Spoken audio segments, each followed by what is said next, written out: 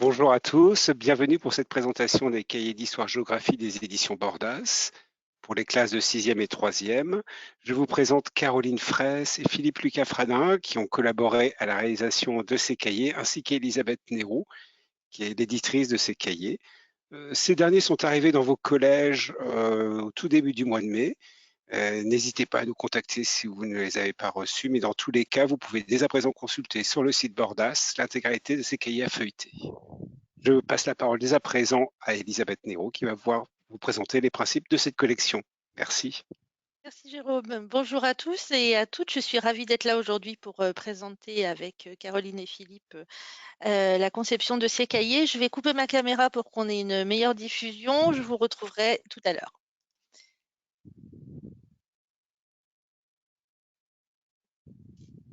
Donc, nous commençons, avec les différentes orientations qui ont procédé à ces nouveaux cahiers d'histoire géo Bordas 6e. Donc, le premier principe directeur, c'est que les auteurs ont souhaité avoir des cahiers de soutien. Des cahiers de soutien à l'apprentissage autonome avec un très fort accompagnement méthodologique. Et puis, pour développer et renforcer les bases des élèves affaiblis par le contexte sanitaire, on a voulu un cahier qui permette de tout faire dans un seul support. Donc voilà pour les principes directeurs. Ensuite, les principes pédagogiques qui ont procédé au développement et à la création de ces cahiers d'activité, c'est tout d'abord un accompagnement de l'élève pour la construction de l'autonomie. Un élève peut avoir des difficultés et du coup, l'idée, c'est de petit à petit le mettre en situation de travail avec des niveaux de difficulté progressifs et puis des apports méthodologiques importants qu'on a bien marqués visuellement. Philippe et Caroline vous le montreront tout à l'heure de manière très claire. Ce sont des petits encarts de méthode rose.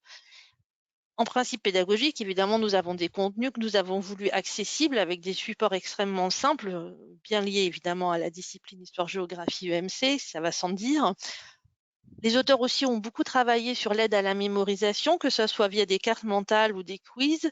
Ils ont bien sûr veillé à la variété des typologies d'activités, parce qu'un cahier, c'est sympa de faire aussi des choses différentes, de ne pas faire que des cochers ou des reliés. On a prévu de tout, des choses à écrire, à cocher, à relier, à classer dans un tableau, à souligner, surligner, colorier, etc., etc.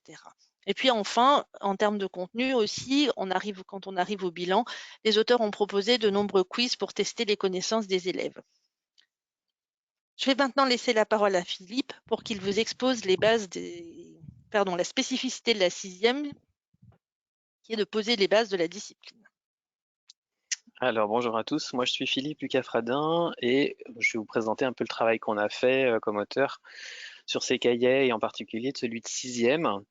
La première chose à laquelle on a pensé, c'est d'abord de faire le lien avec l'arrivée en fait de cycle 3 de CM2 et en arrivant en 6e, on s'est dit qu'il fallait peut-être réviser un petit peu par des pages repères à la fois en histoire et en géographie, un certain nombre de bases dont on a besoin dans nos disciplines en classe.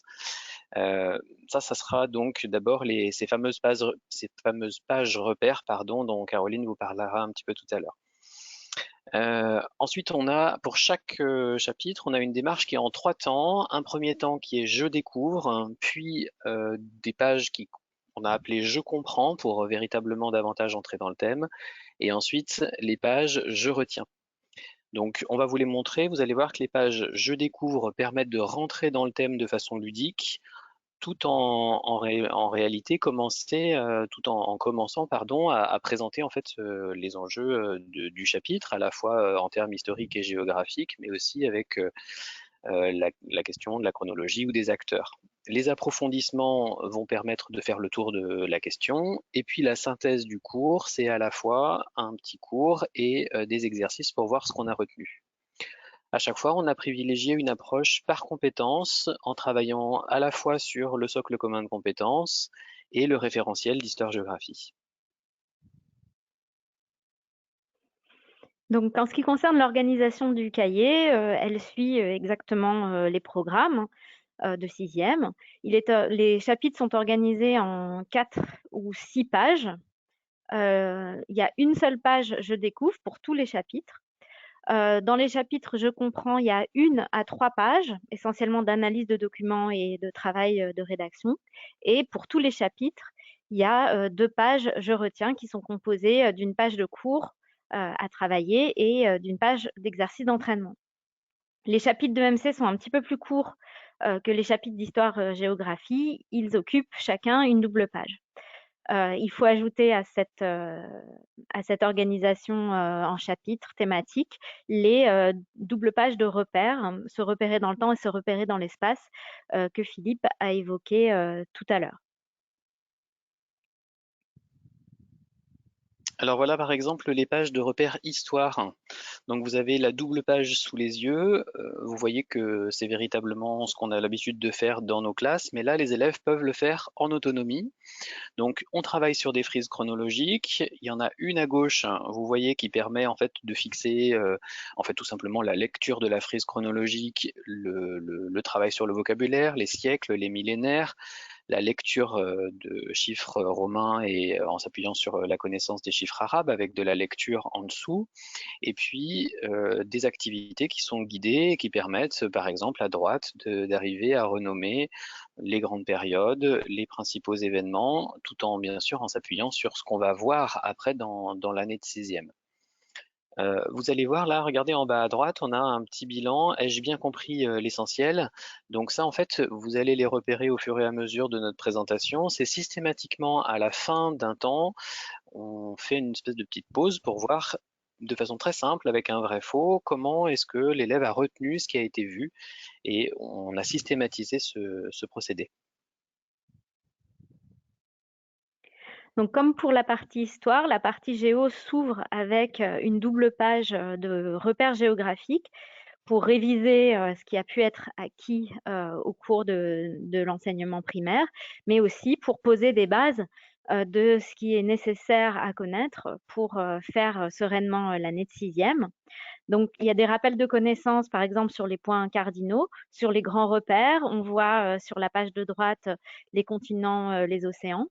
Et ce qui est intéressant sur ces pages de repères, c'est qu'elles mettent réellement les élèves en activité. Par exemple, dans le premier exercice qu'on voit avec la carte de France et les points cardinaux, il y a vraiment des activités pour pouvoir tester les élèves, pour pouvoir voir s'ils ont compris comment on utilise ces points cardinaux, comment on les formule dans des phrases. Et comme l'a signalé Philippe pour les repères d'histoire, en bas de chaque page, on a un petit bilan autonome des élèves qui permet de s'auto-évaluer, qui permet de vraiment faire le point sur ce qui a été retenu de l'exercice des pages. Et ça, on va les retrouver dans les pages de travail d'analyse de documents dans chaque chapitre d'histoire, de géographie et d'enseignement moral et civique.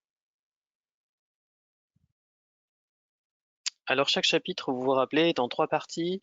La première des parties, c'est Je découvre. Après, il y aura Je comprends et Je retiens.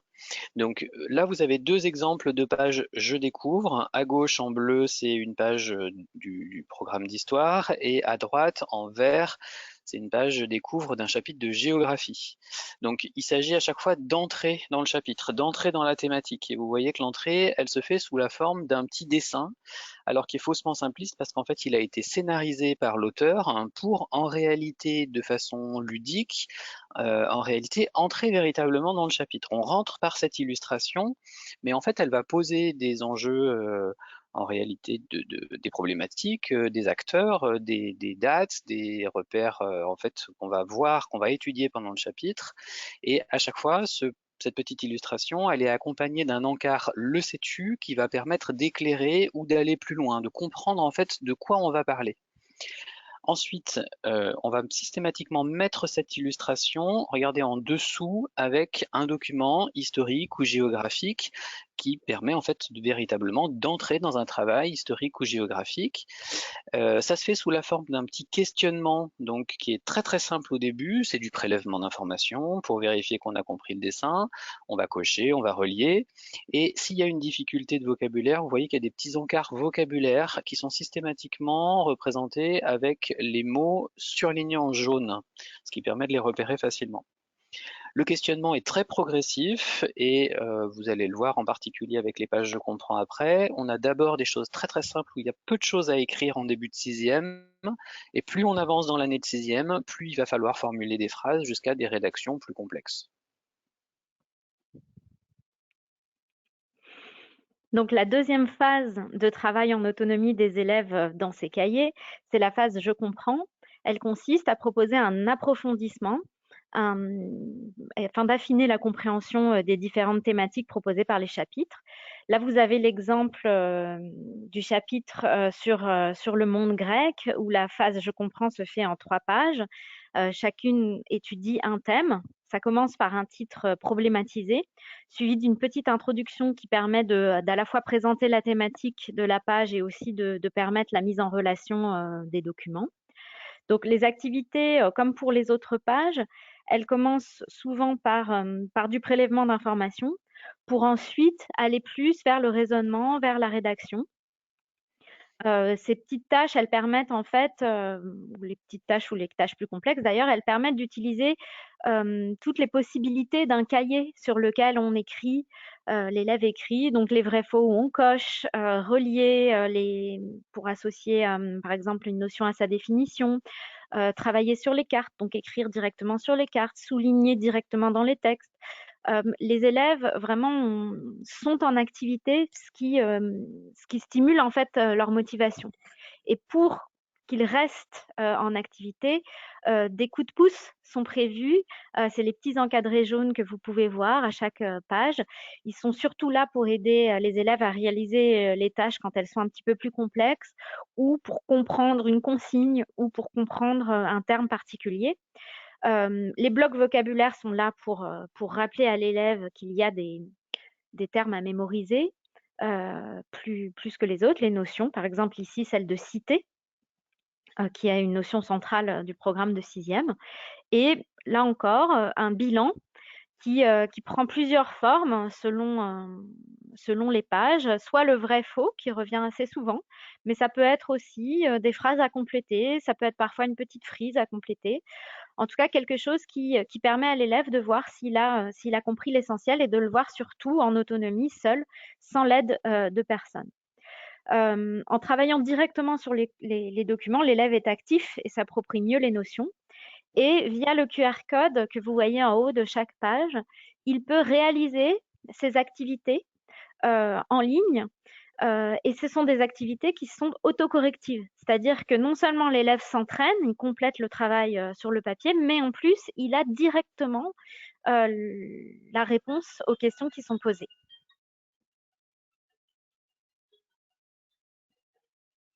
Alors la dernière partie de chaque chapitre, c'est je retiens et je m'entraîne. Et en réalité, c'est plutôt d'abord je retiens et ensuite je m'entraîne. Là, vous avez un bon exemple, toujours sur le monde grec.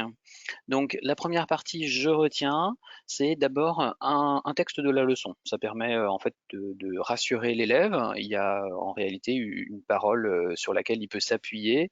Et dans ce texte-là, vous voyez qu'il y a des mots qui sont en gras et on retrouve des mots de vocabulaire si jamais il y en a qui n'ont pas encore été vus dans le reste du chapitre. Donc la leçon rédigée. Et puis en dessous, 2 petits exercices pour favoriser la mémorisation. On sait que en fait, le fait de répéter, ça va permettre d'apprendre et de mémoriser. Donc là, par exemple, une frise et un petit exercice où il faut relier. Le but, il est vraiment d'aller à l'essentiel. Là encore, le but, il est que l'élève soit autonome. La deuxième page, on va tester en fait l'élève. Là encore, c'est un des apports des neurosciences. On sait qu'il faut se tester pour mémoriser. Et donc, en fait, on va retrouver des éléments qu'on a déjà vus dans le chapitre. C'est le principe des indices récupérateurs. Et le but, en fait, il est véritablement pour l'élève de mémoriser en s'entraînant, donc avec des petits exercices très très simples. Comme ça, en fait, il a un tour complet de la question, tout seul, en autonomie.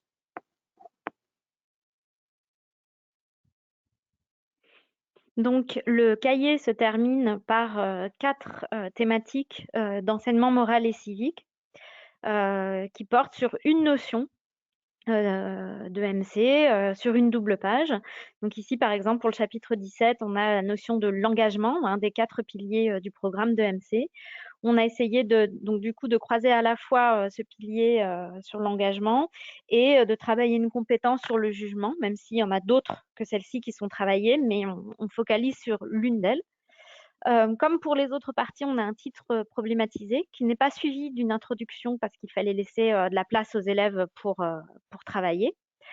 Comme pour les autres chapitres, on rentre dans les enjeux de la thématique avec une illustration faite par notre illustrateur et scénarisée à chaque fois par l'auteur du chapitre. Ici, par exemple, sur l'élection des délégués. Ça fait réfléchir à l'engagement au collège. Et donc ensuite, comme pour les autres chapitres, des tâches à réaliser, soit des tâches très courtes comme les vrais-faux qui permettent de raisonner sans forcément avoir à rédiger, ou encore des tâches qui impliquent davantage les élèves et qui leur demandent de rechercher des informations ailleurs. Par exemple, ici, on a donné des exemples de personnes qui se sont engagées pour des causes, Jean Moulin dans la résistance, Rosa Parks contre les discriminations, et ils ont une recherche à faire en autonomie. Et quand il s'agit de tâches plus complexes, comme pour l'histoire et la géographie, on propose des encadrés de méthodes qui permettent d'aider l'élève à réaliser les tâches plus complexes. Ou encore des coups de pouce quand c'est une aide spécifique et non pas une méthode qui a besoin d'ajouter, comme c'est le cas par exemple sur la page de droite qui permet d'analyser l'engagement de Greta Thunberg. Là encore, un bloc vocabulaire parce qu'en éducation civique, comme pour les autres disciplines en histoire et en géographie, il y a besoin de faire le point sur un certain nombre de notions. Et là encore, un bilan, cette fois-ci à la fin de la double page et pas à la fin de la page, pour permettre à l'élève, encore une fois, de faire le point sur ce qu'il a compris et de mémoriser l'essentiel par cet encadré violet qui est bien visible en bas de la page.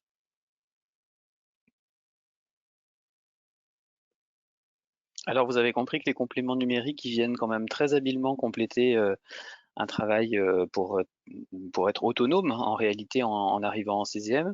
Ces compléments numériques, ils sont accessibles via des QR codes ou des mini-liens et ils vont consister donc essentiellement en deux choses. Des exercices autocorrectifs qui permettent en fait, donc comme vous l'a dit Caroline tout à l'heure, de vérifier que les exercices qui sont faits par les élèves au fur et à mesure du cahier sont effectivement justes. Donc en fait, ils peuvent vérifier qu'ils se sont pas trompés et si jamais c'est le cas, en fait, comme ça, ils continuent à apprendre. Et puis des petites auto-évaluations avec un score. Ça, c'est pour les pages je retiens.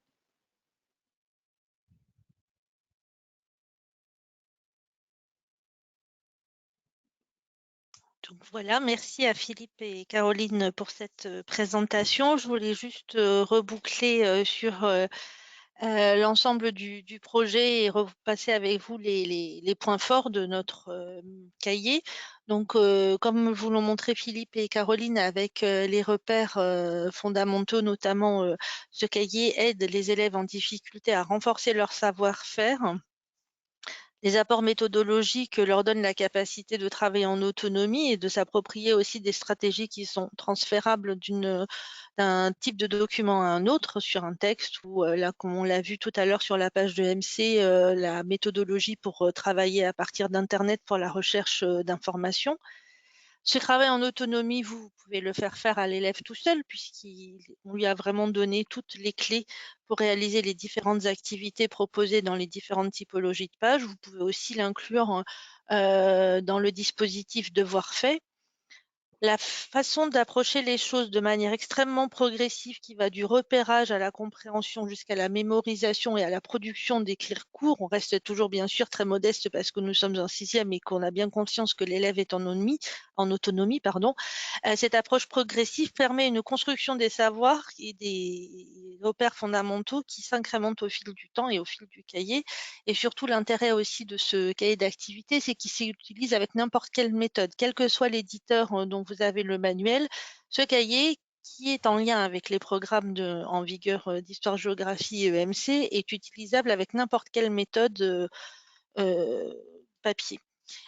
Vous l'avez vu aussi, on a commencé par la page de découvre avec l'illustration ludique, donc on rentre vraiment par le dessin, ce qui est pour des 6e quand même très facilitateur dans la mesure où là, ils ont une représentation de la Pythie un petit peu éthérée sur son tabouret qui ne répond pas vraiment à la question. Puis après, il imagine aussi cet élève les grandes plaines de l'Ouest américain, chose qui pour nous est quand même difficile à concevoir parce que notre pays est quand même beaucoup plus modeste en termes de proportions. Il a aussi des possibilités de travailler de manière interactive et ces activités interactives sont aussi autocorrectives, ce qui permet d'avoir un feedback immédiat sur son travail, c'est-à-dire qu'on lui donne tout de suite la capacité de se réorienter s'il s'est trompé, il sait tout de suite où il en est. Donc, comme vous le savez, dans les neurosciences, c'est que cet apport du feedback immédiat est très important pour la construction de la notion et puis la mémorisation aussi. Et puis enfin, on propose aussi des auto-évaluations numériques pour les pages de retien, comme vous vient de vous l'expliquer Philippe à l'instant. Voilà pour cet ensemble sur le niveau 6e du cahier d'activité. Si vous avez des questions concernant les supports, l'arrivée des spécimens ou la disponibilité ou sur le fond, n'hésitez pas à nous contacter à l'adresse mail suivante, contact au singulier @bordas.tm.fr. Je répète, contact au singulier @bordas.tm.fr. Je vous remercie de votre attention et je vous souhaite à toutes et tous une très belle continuation. Au revoir. Au revoir.